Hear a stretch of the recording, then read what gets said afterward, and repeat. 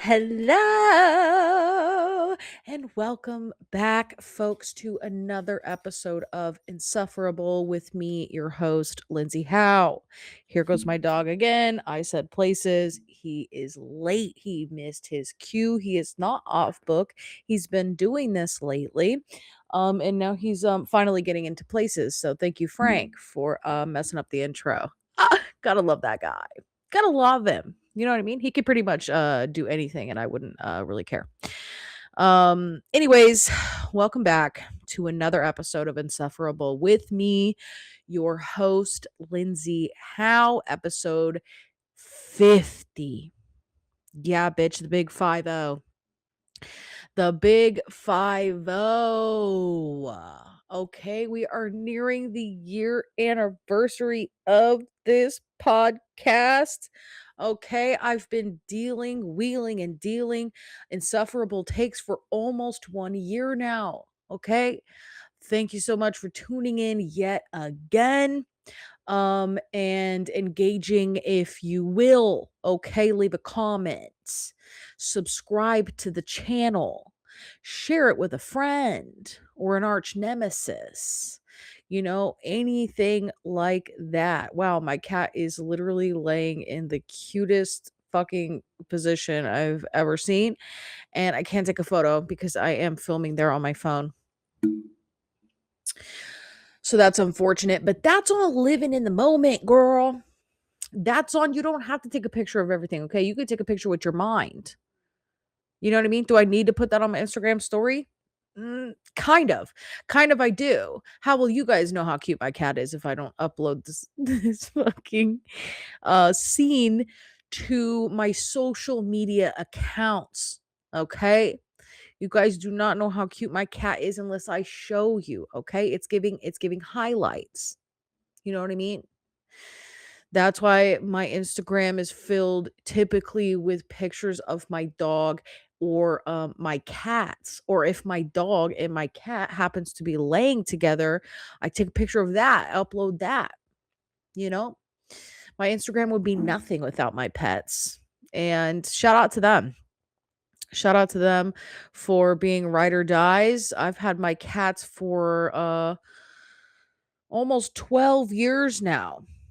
Okay. They are about 12 years old. 11 and a half, 12 years old. So shout out to them. And shout out to my son, Frank, who is the best guy around.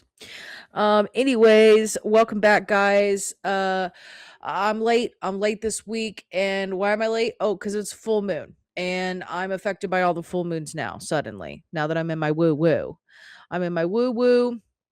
I'm living by candlelight. I'm eating canned goods. I'm living off the fat of the earth. Is that what they say when people go off the grid and do they live off the fat of the earth? Is that what people say?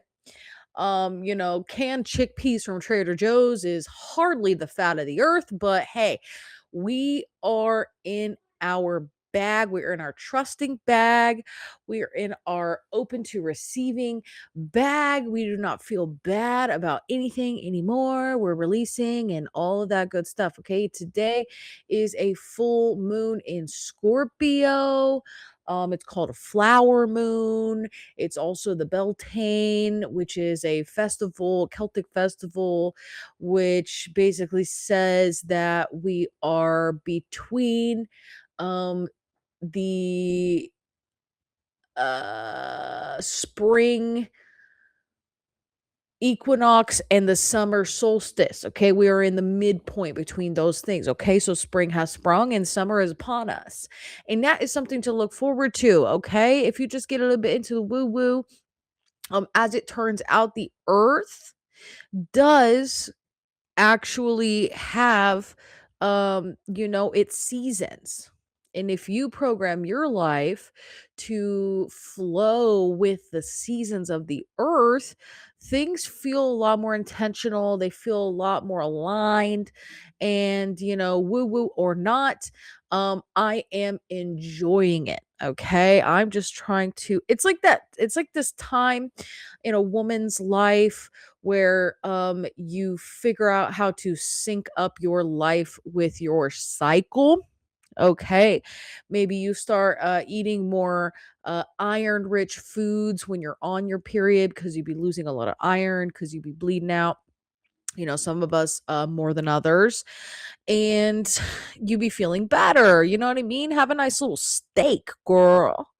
Get your little steak on when you're on your damn period. I'm telling you, it's nice. Eat some fucking spinach, bitch. Cook up some spinach, maybe a little kale, dark leafy greens typically have a lot of iron or like a good amount of iron. Just be eating more of those. And then when you're in your follicular phase, you be working out a little bit more, lifting a little heavier. Okay, when you're in your luteal phase and you want to kill everybody, start killing people, girl. That's what this part of your cycle is for. You just start doing the murders that you've been thinking about. So honor the phases of your cycle is what I'm saying. And lock in, girly pop, lock in. Okay. There is something to be said about, heaven forbid, paying attention to the seasons and ebbs and flows of life. Okay, I was just having this conversation with my mom the other day about how, our family has this mentality of, kind of scarcity. And it's not really because we're like, a bummer. It's just because we weren't allotted a lot. You know what I mean? We're kind of getting by. Okay. When you've been getting by for your entire life, it does put you in this flow of not thinking too big. Don't dream too big because obviously we can't afford that dream, you know? And there has to be a conscious effort to break those cycles. And it's no one's fault. I am not blaming anyone in my lineage for bestowing upon us the idea of scarcity. But at the end of the day, everything is about intention. And if you shift your mentality and shift your intentions, I fear your life will be better. Okay. You do not actually have to just do what you've always done. Especially if you're not, like, super thriving in those, areas. Unfortunately, the audacity is what rewards you in the end, okay? That's why every billionaire, or very extremely wealthy person that has not only a lot of money, they also have a lot of audacity, okay? And they also don't really care who it affects either. You know what I mean? There is a certain point where you have to separate yourself, like I spoke about a couple episodes ago, about how just because you're winning doesn't mean people are suffering. Okay. With the billionaires of it all, they know for sure people are suffering under their rule. Okay. They knew that the people who are working for their company, making them billionaires, are also literally starving and are on food stamps. And that's the biggest welfare queen of this country, is the big corporations, you know. Who are not paying their workers enough to eat. So then they have to get government assistance to be able to eat. And then it's kind of a cycle. And I'm not going to get into that because it's not a political podcast, but on period, you do not have to be political to understand that if you're working a full-time job, you shouldn't have to give food stamps. And that's on period. You know what I mean? But if you're working a full-time job and you don't have enough to pay your bills and get food for yourself, that's a problem. And it's not your problem. It's the problem of your bitch ass employer. So, and that's no secret. And that is not something I came up with on my own. Okay. That's called opening your eyes and looking around. You know what I mean? Go ahead and just tune the fuck in. And it's hard to wake up. It really is. It really is. But aside from the horrors in which we live in, especially within this, country and the capitalism of it all, um, we still deserve to have a good whimsy time, okay? And the perfect way to have a good whimsy time is to be intentional about your whimsy time, okay? You are intentionally whimsy. You lean into the woo woo. You embrace the audacity. Ask and you shall receive. You know, believe that energies are real, okay? Quantum physics already proves all of this, okay? Of course, it's hard to believe, you know? Magic is hard to believe, and I understand that. But what is the sense in combating it? You know what I mean? If I were to tell some skeptic, hey, if you just think long and hard enough about the thing that you want, you'll get it. And if they say, I don't believe that, and I'm not going to try it because I don't believe it, you're basically losing out. You know what I mean? That's a lose lose. That's a lose lose. You're going to continue to live in your scarcity, um, even though I'm telling you that it's actually pretty simple, but you don't want to try it because you don't want to believe it. And then there's a cycle about that. So, I'm not really looking to change people's minds or open their minds to different I don't need to introduce you to the woo woo, okay? I barely just got here. I barely just got here. If I really care about you, I will tell you what I know, what's been working for me. But do I want to be the person who's trying to convince all the skeptics that the woo woo works? No, no. That just goes back to my New Year's episode where I said my ins and outs, and one of my outs was arguing with anybody. I do not need to argue with you. You think what you want to think. I'm not the bitch. I'm not the bitch who's going to convince you, and I don't want to be that bitch either. Um, I want to surround myself with people who are open and vulnerable and are interested in healing themselves and in turn healing each other. You know, I want to go to places where people are interested in uplifting their own lives and other people around them. Okay. I would like to be in a bit of a echo chamber, if you will. You know what I mean? I just don't see the value in not being in an echo chamber of other witchy woo woo people at this time. Okay. I'm trying to lock in. So, yeah, everything's great. Everything's great. Okay, today is the flower moon, so I will be doing some moon work. I've been doing moon rituals for like the past year, I would say.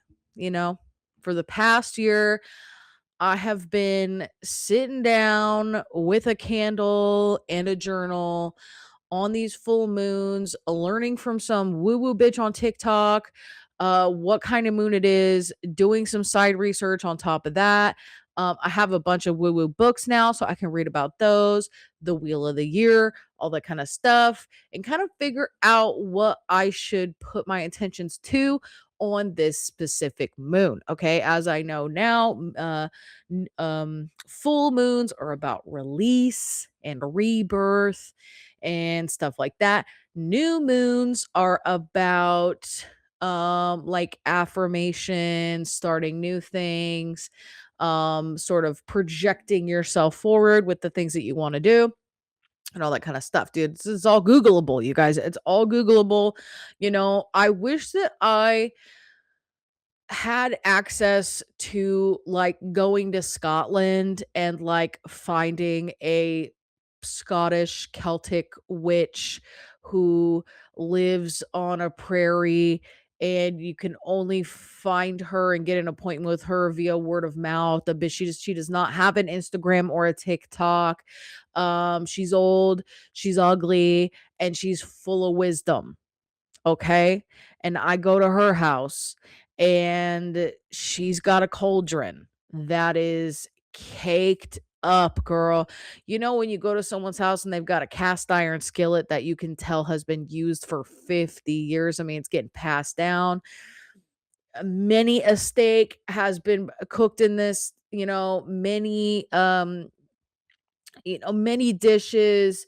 It's infused with the iron of the meats, and what I'm talking about. Cast iron stick skillet is indicative of legacy, if you will. Okay. You go to someone's house and they got non-stick pans that they got at the damn Target. I'm not saying you're a bad cook. I'm not saying you're a bad person, but there's something about that cast iron skillet that's got some layers to it that really allows me to trust you more. Okay. My cast iron skillet, it's getting there. It's getting there. I barely got it last year for my birthday. Or was it for Christmas? I think maybe it was for Christmas. Or was it the year before? I think it was the year before, 2 Christmases ago. My brother got me a cast iron skillet, okay? He's very big on his cast iron skillet, and, my grandfather was really big on his cast iron skillet, and I just haven't been a cook, okay? I'm getting better. I'm in the kitchen more. I'm getting there, okay? Nothing to write home about, but my brother got me a cast iron skillet for Christmas, I guess 2 years ago or 2 Christmases ago, whatever, and I've been using it, and it's really cute too because it's a Dolly Parton, um, cast iron skillet, which is cool. Like, on the bottom of the skillet, there's, like, a silhouette cutout of her, and it's kinda like her whole, she did, like, a whole cast iron, skillet line of kitchen stuff with Lodge. So that was pretty cool. So it's pretty cute. I mean, it's on the bottom of the skillet. You can't really see it. It's not like you're like cooking a pancake in this thing and it's coming out shaped like Dolly, but still, it's cool. We love Dolly, our Lord and Savior. Okay. She's one of the deities I'll be working with, 50 years from now after, she ever passes away, which I hope she never does. She will become sort of like a Hecate or, an Aphrodite. At one of these points, Dolly will be a deity that we can summon and leave offerings for on our altars. And yeah, at that point, I will be calling her in. You know what I mean? I don't really want to work with anyone at this point. I'm just not that far into my woo woo. But anyway, shout out to Dolly Parton. And I hope she lives forever. Anyway, um, what do we have today? What do we have today? Oh, okay. So off the woo woo thing, I wanted to tell you guys something that happened that was kind of funny. Okay. And this is something that I have been adamant about with the woo woo and the manifestation of it all is that you have to be very specific with what you say and what you're trying to bring in. And, your words are powerful. So whatever you say is going to happen. Okay. If you say it in a vague way, it's going to come in some, way that's like, oh, this is exactly what you said, but it's not actually what I meant. Okay. So I was at we went to Disneyland last week, me and Sierra. And usually when Sierra and I go out together, I be doing a little spell. I be doing a little glamour spell so that we radiate good energy and that opportunities flow to us when we're together. We call it the vortex because when we're together, we see angel numbers all the time and we ideate and come up with great ideas and it's so fun to do that at Disneyland. It's like so fun to come up with like your best ideas within the walls of Disneyland, which is already like a vortex in itself. So that's kind of been our place to like, ideate and come up with cool stuff. So when her and I go to Disneyland, I do a little glamour spell before we leave to ensure that opportunities will come to us. Maybe someone will offer us a job or offer us a collaboration, or maybe just someone buys us a churro, says this is on the house, little lucky things like that. Okay. So anyway, before we left for Disneyland, I did this glamour spell. It just is like a little honey and cinnamon on your finger, and then you say your intentions for the day or whatever, and then you eat this, you lick it off your finger, and then that's the spell. Okay. It's very simple and cute and works really well, which, I'm going to get into right now. So when I did the spell, I said, our energy is magnetic. Okay. I said that. I said a couple of other things too, like opportunities flow to us freely. We are divinely protected and highly favored. Our energy is magnetic and people love us, or something like that. Okay. I can't remember exactly what I said. And this is also on, if you're going to do a spell every time you leave the house, maybe write it down. Maybe write it down and get it just actually exactly what you want it to be. Okay. Don't be winging it every time, because then this stuff is going to happen. Okay. Anyway, our energy is magnetic. Opportunities flow to us. Blah, blah, blah, blah, blah. Okay. Tell me why we get to fucking Disneyland. And as soon as we get there, we go on Indiana Jones first, I think. And meanwhile, too, when we're walking into Disneyland, her and I keep bumping into each other, which doesn't happen usually.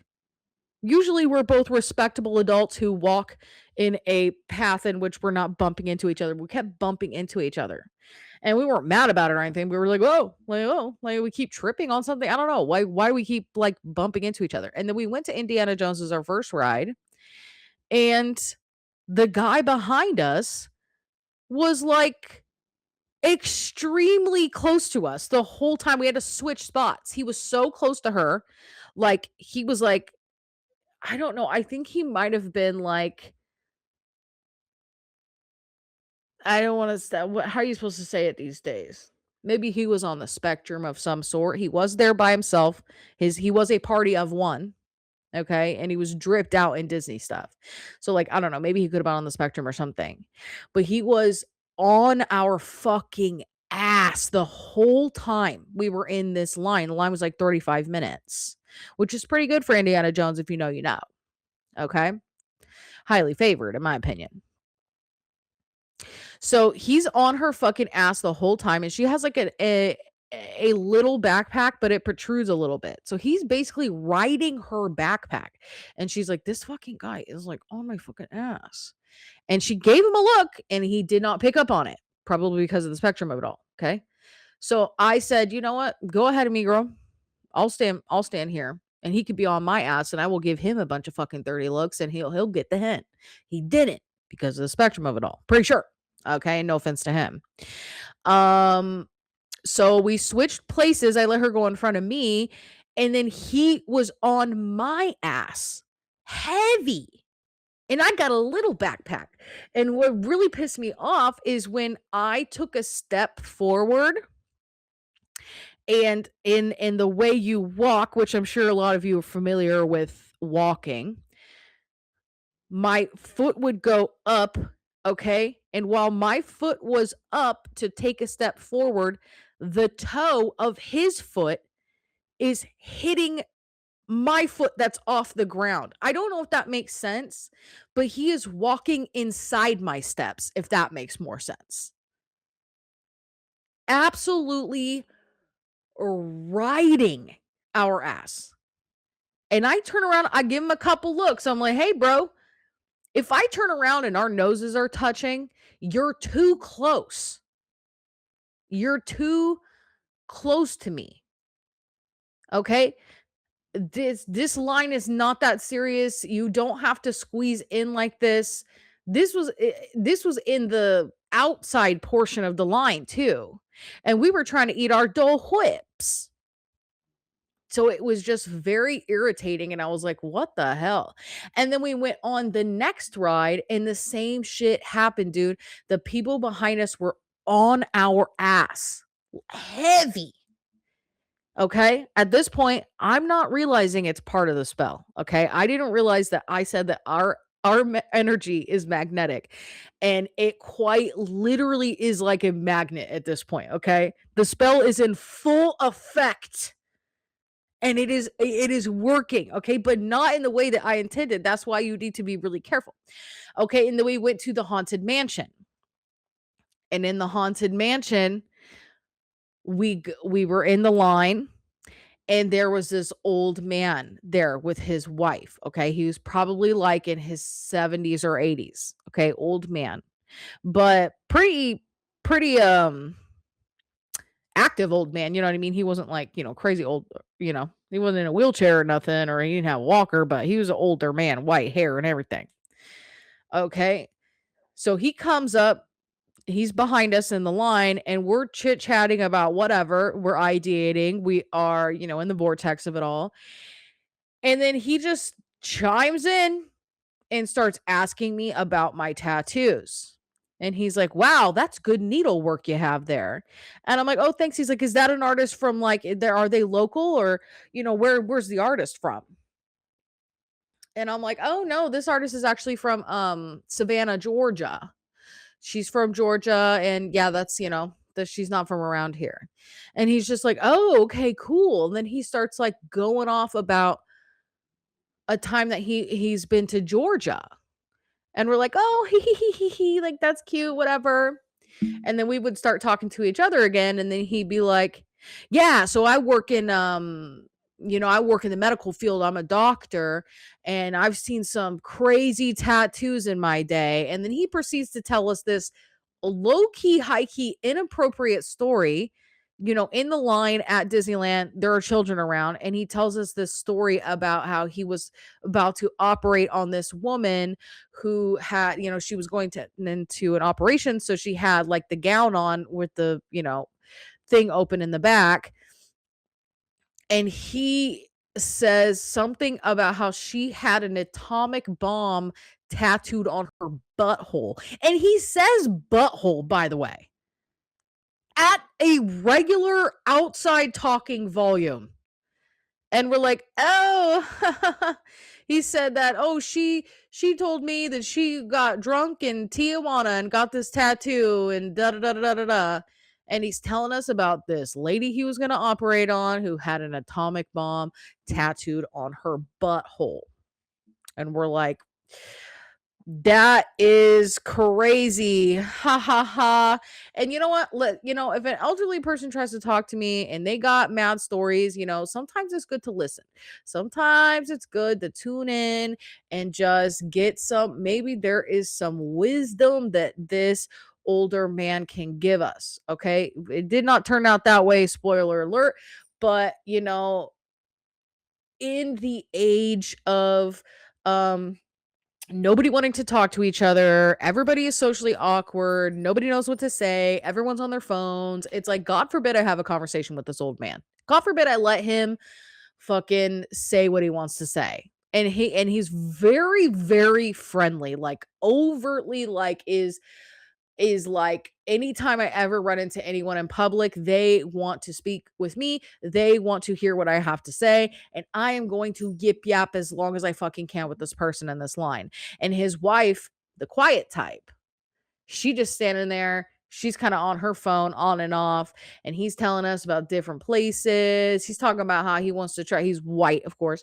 He's talking about how like they are retired and they've been traveling a lot. But a lot of places don't like Americans. As soon as you say you're American, then they don't really like you anymore and this and that. And we're like, okay, well, they kind of got a point, but I really don't want to get into that. And then he like mentioned something about how like maybe we shouldn't be dropping bombs in other countries and da da da da. Some about the medical field and how like we should be spending our tax dollars on healthcare and da da da. And we're like, okay, this is getting a little bit this is not the conversation you have with a stranger in line at Disneyland. In my opinion, these conversations need to be had, but this is not the time. And we were having our own conversation. Okay. He keeps butting in, but he's not being rude. So I'm kind of like, okay. And then at one point, like we've been in the line for like, I don't know, 15, 20 minutes or whatever. And we had successfully built a barrier of sorts where we were in a deep conversation with each other and we were engaging with each other, me and Sierra. So he has to get the hint that our conversation is done. It's fun to like kiki with someone in line, but you don't have to talk their ear off the whole time, especially when we're already trying to have a conversation. So we're talking and we're talking about something and we're like coming up with new ideas or whatever and blah blah blah, and then he literally interjects again. We have our back to him at this point, and he literally interjects and he goes, I don't know if I told you guys, but there is this right, and starts going off on this story about some kind of roller coaster at some theme park in some other country that he's been to. He talking about, "I don't know if I told you." Well, that's kinda crazy you don't know if you told us, because you've told us a lot up until this point. In the last 15 minutes, we know what you've done, we know that you're retired, we know that your wife really likes roller coasters, but you don't really like them that much, and that you travel and you wanna travel to places that people don't like you, and that you don't like that we're in a war, and da da da da da, all within 15 minutes, and then he chimes in again talking about, "I don't know if I told you guys." Like, we've known each other for decades. And this is a story that he was like, "Oh my god, I forgot to tell them about this." Well, why don't you get the vibe that we're having also a conversation with each other? And no shade, but he wasn't being rude, he was just being very, like, overzealous with the conversation. It was just crazy, and then after he ran out of stories, and he starts talking about Sierra's tattoos, okay? She's got a couple of tattoos on her arm. So he's like, "Oh, well, you've got tattoos too." Like, he's, like, opening a new door. "Let's talk about your tattoos," because he talked about mine, and, of course, he had to ask, like, "Who was the portrait on my arm?" and this and that and this and that, and he starts, like, telling his wife, "Oh, this is a photo of her dad." Like, he knows everything about me. He's teaching his wife about me, even though we're all standing there within a foot of each other because we're in this damn line. So we're like, what the hell? So when you get into the actual like first portion of the inside of that ride, you go into like the little like living room area of the haunted mansion, and then you go into like the elevator version where it goes down. We broke away from him at that point. You know what I mean? Because then everybody scatters and then we were able to get away from him. But we were like, "Oh my god, like that was that was like low key crazy." And then like with the other two lines and how everybody was up our ass, and I'm like, "You know what, girl, I did a fucking spell before we came that said our energy is magnetic and that everyone loves us." And I think maybe I should have like, I don't know, maybe I should have said it different or something. And we're kind of laughing about that, like, "Oh shit, the spell." And then the craziest thing happens. We're walking back somewhere, I can't remember where we're headed, and then I run into one of my best friends from high school, shout out Renee. She lives in Nevada now, and she was there with her, like, whole family and her son, who I've never met, who's, like, I don't know, like, 6 years old or something. Never met her son, and I've been to Vegas a couple of times where I was like, "Oh my god, maybe I can, like, schedule, like, something in where I can go see Renee while I'm here in Nevada." And then, of course, when you go to Vegas, bitch, it just gets crazy. You be getting fucked up, you be getting drunk. I think the last time I was like, "Oh, we're gonna go," but then, like, by the 3rd day, I think we were, like, so uh, in our old fucking phase where we're like, we should try to get an earlier flight home because we had flown there last time, which is GOAT, by the way. Fly to Vegas instead of drive. It is so fucking fast. Takes like 15 minutes. Shout out to the carbon footprint of that. I'm so sorry, but it's nice to not have to drive 4 hours home from Vegas after you just had like 2 days of debauchery. So shout out to that. Anyway, I run into freaking Renee, who I haven't seen in like, oh my God, like 10, 12 years. Like, I've never even met her son. And I run into them, and she's walking towards me, and as soon as we like lock eyes, we both in unison raise our hand up to be like, "Oh my god, hey." And we have this beautiful hug, like a beautiful embrace, and I'm like, "Oh my god, like it's so good to see you," and da da da da. And I was like, "Oh my god, like, and your son's here," and it was his first time at Disneyland.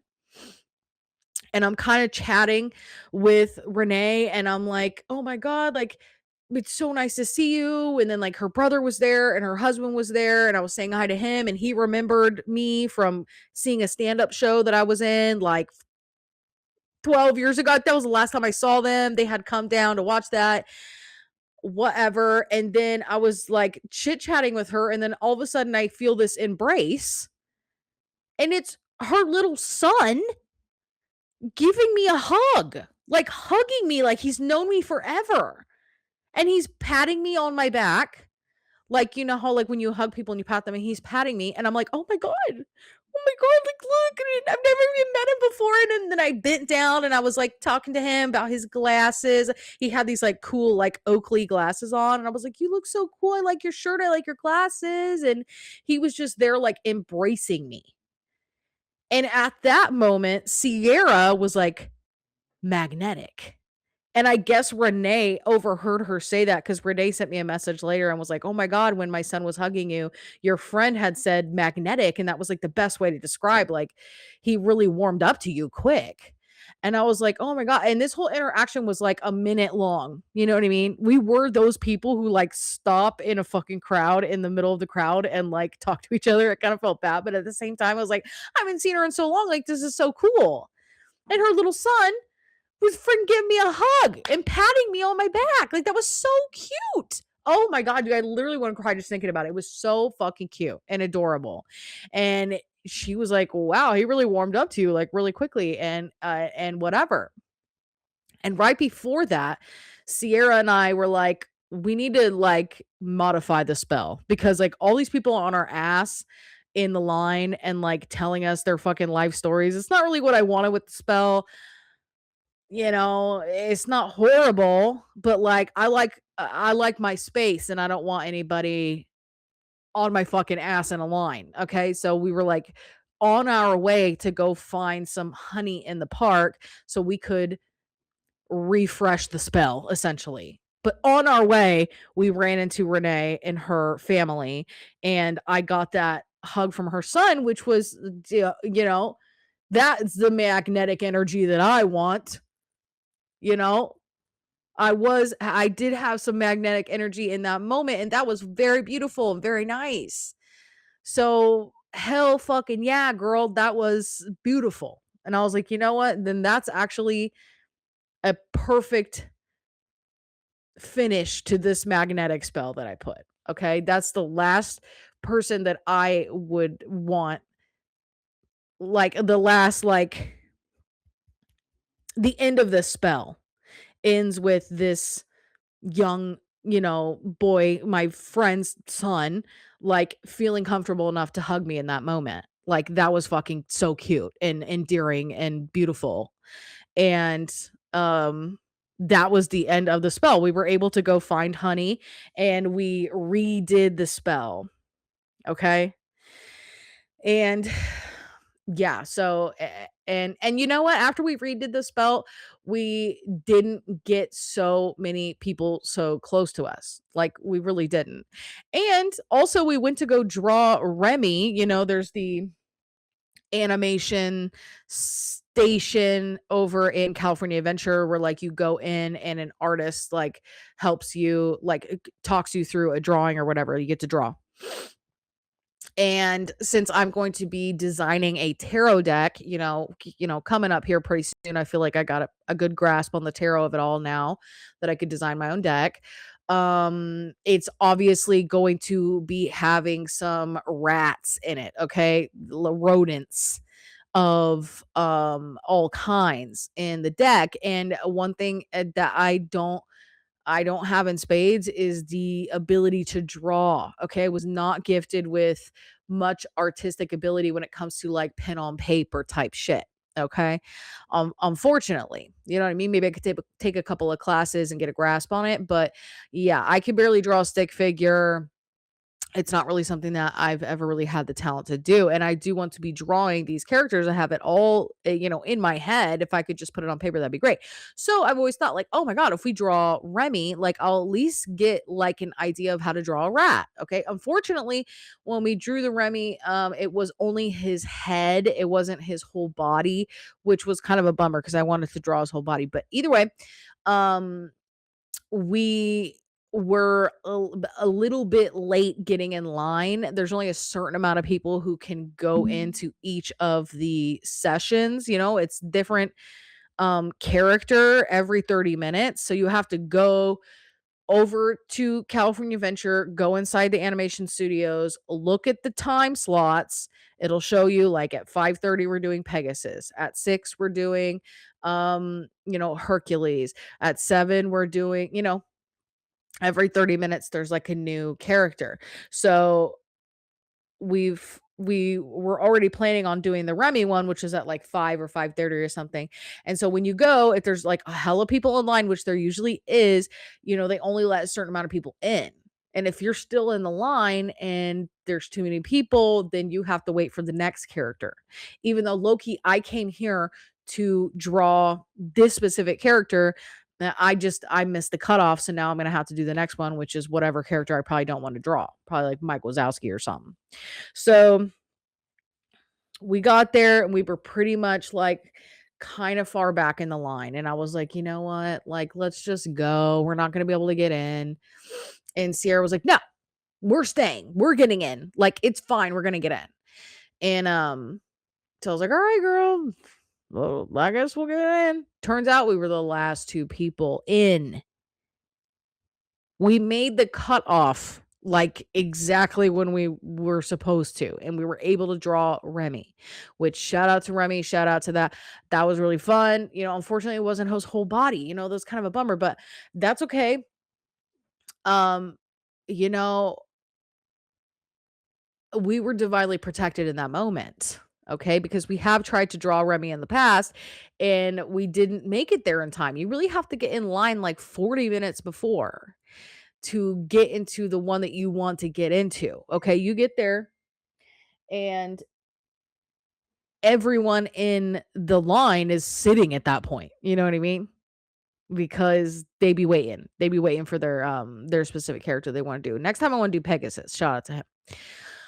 But anyways, yeah, so that is a lesson in the specificity of your spells, okay? The chances of them working very well is very high, okay? But if you say you want to be magnetic, girl, people is going to be stuck to you physically. It's a physical magnet situation. Okay. And that is kind of crazy. So, it's important that you really write your spells in a way like that's, and it's kind of frustrating to, well, it's not frustrating. I won't say that because I love this kind of work. This is beautiful and I want to do it. But I was trying to write a spell the other day, and you do kind of want to write it in like a poetic way so that when you say it, it flows out of your mouth in a way that is, maybe it's like a little repetitive, it rhymes, the language is specific so there's no confusion with you and the universe in which you're asking for these things.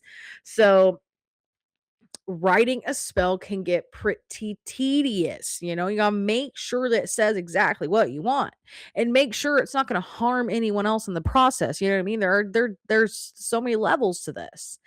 So it do be getting a little bit tedious when you be writing spells. So that is just a friendly reminder to be very intentional with your words if you're going to do this type of work, because um I don't know how much more examples I could give you that spell was working, girl.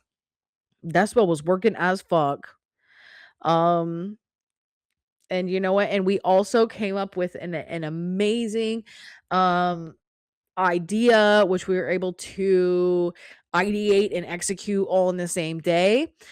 We usually take breaks like around Disneyland and do little tarot reads or whatever, but inside the haunted mansion, there is a part in the bride's room where there's like this little like footstool and there is a tarot spread laid out as decor in that room. Okay. If you don't know anything about tarot, if you don't know what the cards look like, You know what I mean? There are a million things in this room. I mean, the decor is like there's lamps and candles and podiums and all this shit in this room. You know what I mean? If you're not paying attention, then like you would miss it.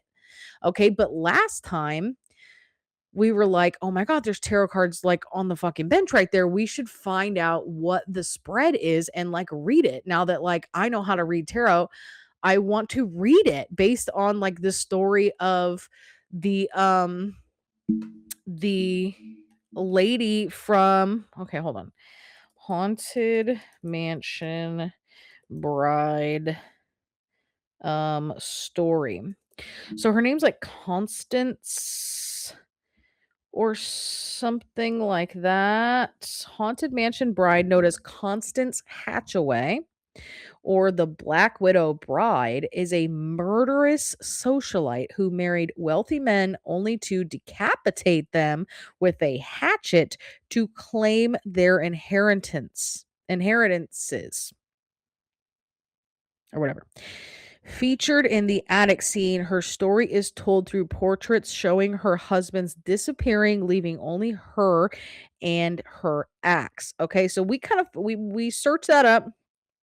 The attic scene. Visitors see her in the attic holding an axe with her pearls increasing in number with each subsequent husband, while the husband's heads disappear from the portraits. Okay. So after it's fun to like read stuff like this because after you like figure this out, like you read this little excerpt from fucking AI overview, which I didn't ask for, by the way, it just comes up. Um, it's fun to then go on the ride knowing the actual story that it is trying to portray. You know what I mean? Like, all of these rides are telling a story. Like, if you were to go on the Monsters, Inc. ride, and you've never seen the Monsters, Inc. movie, you might be like, "What's so important about this door? And why are all these doors, like, on a track like this? And, like, who is this Steve Buscemi spoken actor?" Like, you know what I mean? If you don't know, then you don't know. Okay, people who enjoy that ride are gonna know the story, and they're gonna see her door, and they're gonna be taken through the, duration of the movie in the next, 5 minutes or whatever, however long the ride is to be, you know what I mean? You're like, "Oh my god, it's just like the movie." Like, "Oh, there's that character from the movie. Here's that location from the movie." That's what it's all about. You know what I mean? Kids don't really care, but adults, when you be going to Disney as adult, it's nice to know what the vibes are and everything. Have I ever thought about the story of the bride in Haunted Mansion? No, not really. Not until I saw the tarot card spread in there. And I was like, I have to know what the cards are. Unfortunately, we tried to take a picture the first time we went, and you have to use the flash in order to get it because the room is so dark, okay? And they say no flash photography, and I am a rule follower, and I don't wanna get, called out over the intercom for taking a flash photography. However, sacrifices needed to be made, okay? We went on that ride specifically to take a picture of that spread so that we could decode the message, okay? Once we took a picture of the spread, which nobody called us out, we did have to use the flash, everything was fine, okay? Everything turned out. Okay, and also, mind you, the early versions of the attraction considered a story about a bride named Priscilla and her pirate husband. Okay, that's not what I meant. There was a breakdown that Sierra had, looked up when we were there about how, she was originally just a widow. Um, and then they were like, "Oh, this story needs to be way spookier, so let's make her a serial um husband murderer." Okay. So knowing that information about this, fictional story, obviously, we got the picture of the tarot spread. Okay. It was pretty difficult. We had to use the flash, but we were able to capture it. So after we got our picture of it and everything, and we kind of knew a little bit more of the lore about how she's a serial killer, now or whatever, we were able to take our tarot cards that we brought with us, the Rider Waite Smith deck, and lay out the cards how they were laid out on the ride. Okay. And there was one card that was underneath another card, which we couldn't see. There was a little tiny bit of the bottom left-hand corner and a little tiny bit of the top right-hand corner that we had to spend like 40 minutes looking at the cards and trying to figure out what is this missing card under here. We finally figured it out. Once we figured it out, we decoded the whole message. I was like, okay, so there's a witch, Madam whatever the hell, haunted okay, hold on a second. Haunted mansion witch, Madam something, Madam Leota. Okay, as the story goes, Madame Leota was a witch who fled Salem during the witch trials of the 1690s. Okay, and shout out to the witch trials. Well, not shout out to them; those were terrible. Um, it was a terrible time in history, unfortunately. But damn, she escaped. That's kind of badass, in my opinion. Um, Madame Leota, she's also in the ride. You go through her room, all that furniture is floating. She's in the crystal ball. She's saying her fucking spells or whatever. I'm like, okay, so the bride probably was in this marriage that was failing for whatever reason. Okay. And she went to Madame Leota and was like, please, can you give me a reading that can like give me some clarity on like what I'm dealing with at this time, aka the marriage of it all. Okay. So that was my backstory that I made up as to why these cards are even laid out in this room. Okay. That's the only reason why I needed to know that. Okay. So after I laid them out, after we decoded the card that was we weren't able to see it. The whole story came together, and I will go ahead and well, I don't know if I can attach it because I don't have well, I'll just screen record it from my phone because Sierra has the footage. I'll attach my decodation. Is that a word? Probably not. Of the story of this in the spirit of this reading that she got from Madame Leota gave her the clarity that she needed to move forward with what she really wanted to do, which was, kill her husband low key. In the reading, I'm getting from these tarot cards that she's in this marriage with this rich man, but he is treating her poorly. And so it's keeping her up at night and she's, in her feels about it. And she wants to be alone. She wants to be away from this marriage, but he's an emperor, right? The emperor card was there, representing him. He is an emperor. You cannot simply divorce an emperor. Also, if you divorce him, you probably won't get all of the assets. Okay. You married a rich man for his money. And now the only way to get rid of this man and also keep the money that you would get as a widow is to kill him. Okay. I low-key didn't know she was decapitating these men. That'll be clear for me next time I go on that ride next week. But she is struggling with that because it's the Eight of Swords, I believe, is one of the cards where it means that you know what needs to be done, but you're holding yourself back from doing it. Like your own mind is, you need clarity and this and that and this and that. So the reading, if I can attach it, I will. Was basically her asking Madame Leota, like, what do I need to do? And in the reading, it was like, girl, you know what to do. You know what to do. Like your idea of how to get out of this is probably the way that it's going to be. So then she went and murdered her husband, okay? Decapitated him allegedly. And then that worked so well for her that she then um started doing that to other men. She started marrying for money and killing them shortly thereafter, and that is the lore of her. Okay, this is a fictional story, obviously. Okay, I'm sure there's some bitch out there that's living this life. But that is her lore, and I was able to decode this tarot reading that would match up with the fictional lore of this. Okay, and let me fucking tell you, bitch, that was thrilling. The thrill, the thrill of being able to read these cards and, like, decode the story. Like, I need to know, like, who, like, if anybody's listening to this and you know the Disney Imagineer that designed the layout of these cards inside this ride, like, did they just slap a bunch of cards together because it's just like the visual of it, like nobody's actually going to look at these cards, or did they lay out a spread that would tell a story, specifically, okay? If you are one of those Imagineers or you know them, tell me, did I get it right? Okay, I am gonna attach me decoding it at Disneyland, okay?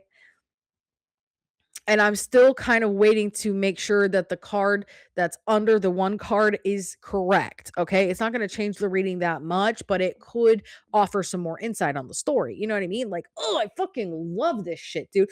I am fucking getting off on decoding tarot and telling a story with tarot cards. It is so fucking cool and exhilarating, and I didn't even pull these cards, you know what I mean? These cards were laid out. I'm just telling the story that I see with them. And every reader has their own way of telling stories with cards, okay? Sierra and I also discovered that later too. Her and I are very different readers. She is very much like lovey-dovey, like optimistic based reader, which is like incredible, especially if you are in a place where you are like struggling with your shadow work and like you always feel like everything is like doom and gloom and that there's so much to uncover and it's so painful, and that's true too. I mean, shadow work fucking is crazy and it sucks. But if you are in that mode and you get a reading from Sierra, you're coming out of it like, oh my God, a breath of fresh air. Like there's like good stuff coming. Like I can be optimistic about the situation. And like maybe I have to handle some stuff. But in the end, I think that like there's so much like, waiting for me on the other side of this healing journey that I'm on. Okay, for me, as a reader, I'm not doom and gloom, but I'm a little bit more cutthroat about it. I'm the Queen of Swords after all. I'm a little bit more cutthroat about it. I'm a little bit more like, hey, maybe some of this stuff you don't want to see, but that's what the cards are showing me. And I'm only telling you what the cards are showing me. Okay. I'm seeing a little bit of, tension here. Maybe you need to spend some more time with this emotion or whatever. Like that's the kind of like reader that I'm becoming in this journey. But everybody has their different way of reading. So that is why I want to know if you know somebody who can hook me up with this information. And maybe I'm looking too far into it. Maybe somebody fucking had some tarot cards, the Disney Imagineer that designed that room was just like, put a card here, put a card here, put a card. I didn't think about it at all, you know? Which is so crazy too that I was able to decode the exact story of this bride, even if the cards weren't laid out specifically for that. The cards will fucking tell you what is at hand. If you know how to read them, they are going to lead you. Okay. And whether that person chose those cards particularly for that ride design or they didn't, it still told a story. Okay. And you will see at the end, I'm going to insert the reel that we posted of me decoding that shit. But anyway, I think that is gonna be time for me today. Oh my god, we're almost at 60 minutes. That's crazy, girl.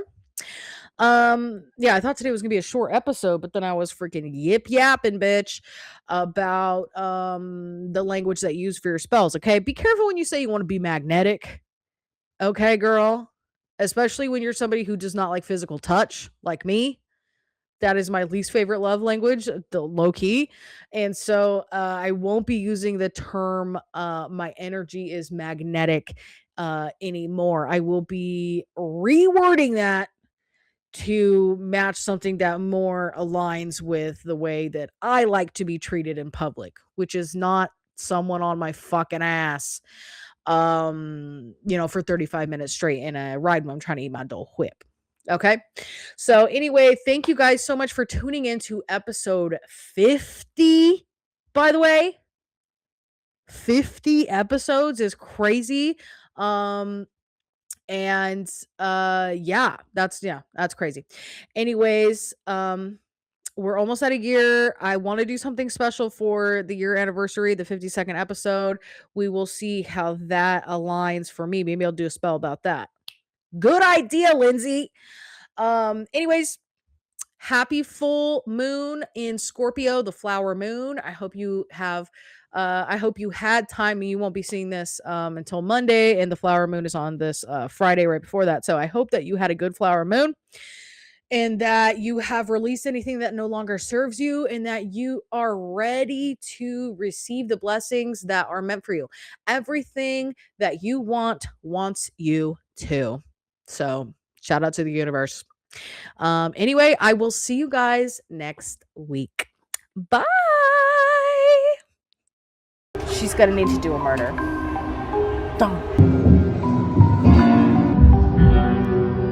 She's married to this man. They look happy on the outside. He's treating her very poorly. In low-key, she just married him for his money anyway. And she's like, I don't even want the money if I'm gonna have to live this way. Okay? She has since learned a lot more about him during their marriage, and because of that, her feelings for him have changed. They have transformed in a way that is low-key unforgivable, because he is treating her poorly. Okay? Because of this, she's in her Queen of Cups energy, but in a bad way. Okay? Her thoughts are keeping her up at night, and she's like, how do I escape this situation? Spirit's telling her that she deserves to be on her own. She needs to be away from this relationship. She needs to retreat. But she knows that the only way to make that happen is to maybe do some violence and do a murder. Maybe she has to do a murder of this man to be able to get away from him. It's not easy to divorce the emperor. You can't just simply divorce an emperor. Okay? And you divorce the emperor, you probably lose a lot of money in the process. Okay? She's thinking that. She's thinking that every night.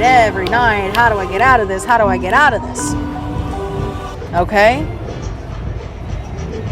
Now the 7 of Cups, or the 8 of Swords energy is giving, this card is about low-key knowing what needs to be done, and like you're holding yourself back. Ooh. And in order to be alone and to keep her abundance, she's going to need to do a murder. Dun, dun, dun. And fortunately enough for her, we know, because this is, history now, it worked. It worked so well, she did it to every husband after that as well. And this is kind of her MO. Now she be marrying the rich man and murdering him, shortly thereafter. And that is her MO. And that is the story of the bride. The lore of the bride in the Haunted Mansion, based on the tarot spread inside the ride that we just decoded. So, yeah, if you ever wondered, why she was killing her husbands, well, it's because she had to do it to her first one, and it worked so well. And she made so much money out of it, and she also got her freedom, and she was able to retreat and do some self-reflection. And now she's like, damn, these murders actually did a really good job. They put me on top, girl.